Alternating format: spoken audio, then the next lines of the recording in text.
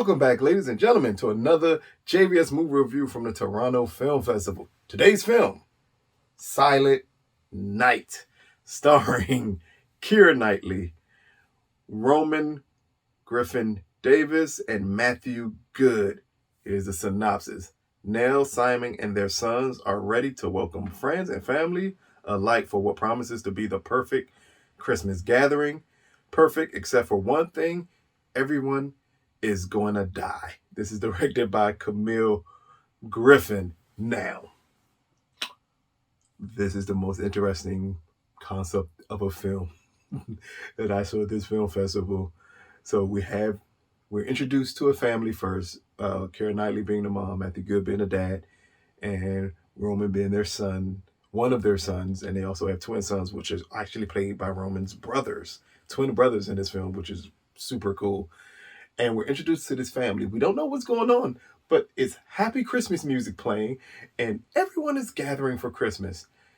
Midway through the film, midway through their gathering, we realize that it's a toxic gas coming to the world that within 24 hours it's going to kill everybody. And that is the concept of this dark comedy. They call it a dark comedy / horror film. This is not a horror in any way, shape, form, or fashion. This is a dark comedy drama. That's the best way to describe it, as we get all the family together. We get all the friends who are coming in for this one last hurrah with one another before following through with their government-sanctioned suicide pact. I kid you not. This is the weirdest concept of a movie humanly possible, but right up, I think, the alley of dark British humor, because that's what this is. It's a British comedy. So dark British humor, like, this fits that mold. So if you are a fan of that, you're going to absolutely love this film.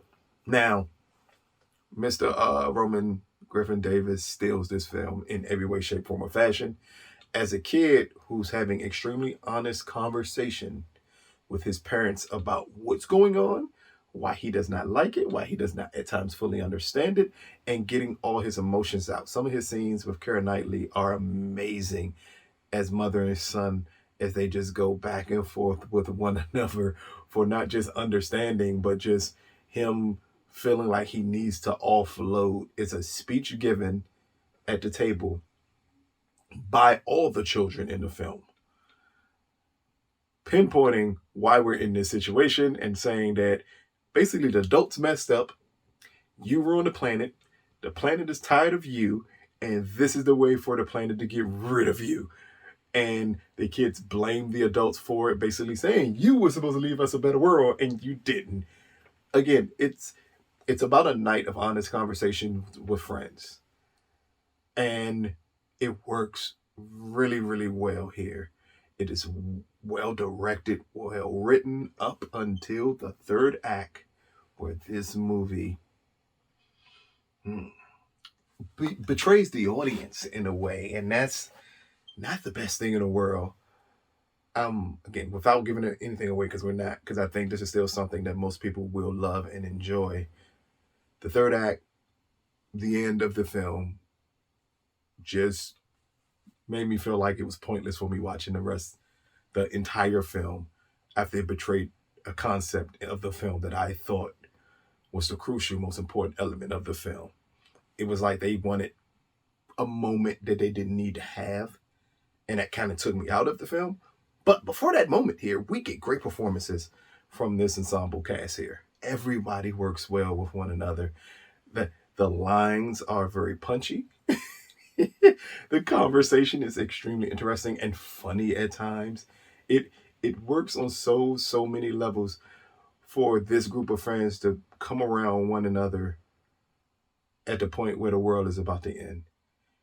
And I want to say this is the type of interaction that you would expect from people when the world is about to end, but I'm not 100% sure. But if this is it, great conversation was had here. Great setups were had here. I love the children characters because they allowed them to not only be children, they allowed them to ask questions that the audience is going to have while watching this film. And I think that's important. So Roman plays the voice of the audience in this entire film. Every question that you're thinking of while you're watching the movie, his character asks. And it's highly important to be able to pull that off, including the amount of swearing that they have the children doing in this movie. And when I say a lot, it's a lot of it. But swearing can be an art form, in a way. And Roman pulls it off amazingly well here. I would assume that he talks this way all the time at this point when I saw this film, how well he pulls it off. It's great just to see the interaction with the characters in this film. I think that's the part of the film you're going to leave absolutely loving. And just the closeness that you feel. It feels like this cast was just around each other the entire time, and they enjoyed making this film together. And the dialogue, the flow of the conversation works so well as they bounce off from one another. It just, I can't say more enough about how much I like this film up until a third act that I feel, again, betrayed the concept of the film. So it kind of drops it a little bit for me. But Silent Night, brought to you by the Toronto Film Festival. Out of a possible 10, I'm going to give Silent Night a 6.5 out of 10. By all means, this could have been a 9 out of 10 if it wasn't for the ending. The ending just, it took me completely out. I love the setup before you get to the actual end of the film. I love the most of the third act of this movie as we finally get the realization of what's to come for these characters. But then when we get to the end of the movie, something happens. And I was not happy with the ending of this movie. And that's what drops it to a 6.5 instead of the possible 9 out of 10 that I thought it was while I was watching it until the end. But this is something that you all may like. So Silent Night, again, brought to you by the Toronto Film Festival. With a lot of these films, I don't think this has distribution yet. I know it's US premiere is this week at the Fantastic Fest. This is another film festival coming up, but I think this is a film festival that the public can also get access to and see some of the films online. So that will be the US premiere of it. I don't necessarily know when it's going to get distribution, or let me say, I don't know when Shudder is going to get this movie. I don't know when possibly like a Netflix or something like that, because it has a big enough cast for a bigger streamer to latch themselves onto this film. So I don't know when someone's going to latch onto this film, but this is definitely something that I think you're going to enjoy. This has been another JVS movie review. Peace, people.